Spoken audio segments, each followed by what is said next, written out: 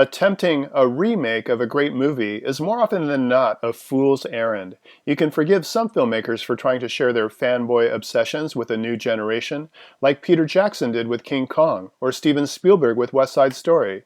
It's not as easy to forgive those who try to capitalize on successful foreign language films that still have a lot of life left in them.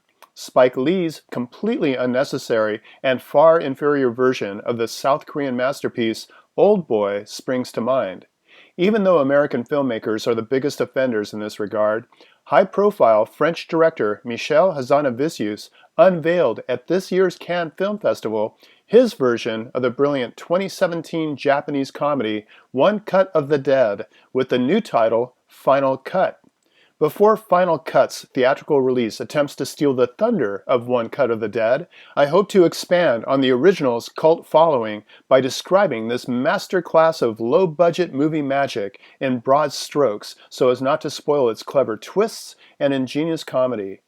One Cut of the Dead has 3 distinct chapters. The first takes place in and around an abandoned industrial building where a low-budget film crew is trying to shoot a movie.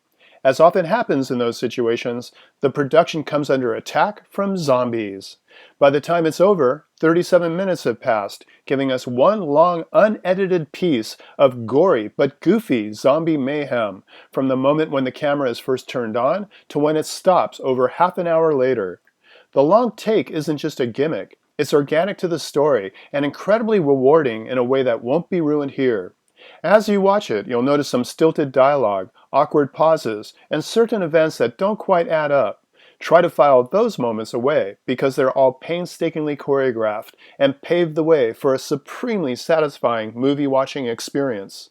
I have to be especially coy when describing the final 2 segments, so I'm going to distill them down to their spoiler-free essence.